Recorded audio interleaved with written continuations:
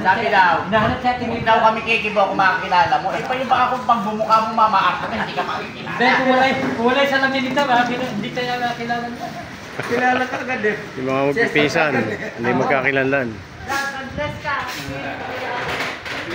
Ay, inahan siya kanila. Tagal-tagal din nakita. Lolo. Kuya na Emily? Oo, isa nila.